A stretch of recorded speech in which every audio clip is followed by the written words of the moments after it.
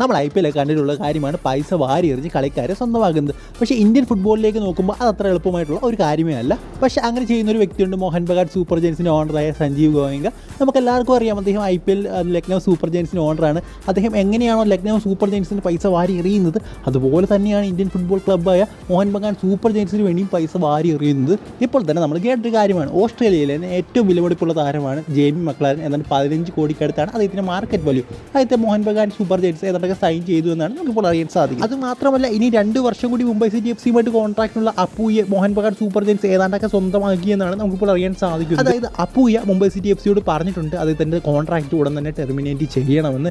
എന്തായാലും ഇനി 2 വർഷം കൂടി കോൺട്രാക്റ്റ് ഉണ്ട്. മുംബൈ സിറ്റി FCക്ക് അദ്ദേഹത്തെ വിടണമെന്ന് ഒരു താല്പര്യവുമില്ല. എന്നിട്ട് പോലും മോഹൻ ബഗാൻ സൂപ്പർ ജയൻസ് അദ്ദേഹത്തെ പൊക്കിയെന്ന് പറഞ്ഞു കഴിഞ്ഞാൽ നമുക്ക് ആലോചിക്കാൻ പോലും പറ്റാത്ത ഒരു മണി പവറാണ് മോഹൻ ബഗാൻ സൂപ്പർ ജയൻസിനുള്ളത്. കാരണം മുംബൈ സിറ്റി FCക്ക് പോലും അവർക്ക് തടുക്കാൻ പറ്റുന്നില്ല. അതായത് Mumbai city Mohun Bagan super giants കഴിഞ്ഞാൽ ഏറ്റവും കൂടുതൽ പൈസ ഇറങ്ങി കളിക്കുന്നത് മുംബൈ സിറ്റി FC ആണ്. സോ അവർക്ക് പോലും തടുക്കാൻ പറ്റില്ല.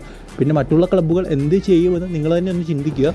ഇങ്ങനെ പോയി കഴിഞ്ഞാൽ മോഹൻ ബഗാൻ സൂപ്പർ ജയൻസ് മെസ്സിയെ വരെ കൊണ്ടുവന്ന് കളിപ്പിക്കാൻ സാധ്യതകളുണ്ടെന്നാണ് എനിക്ക് തോന്നുന്നത്.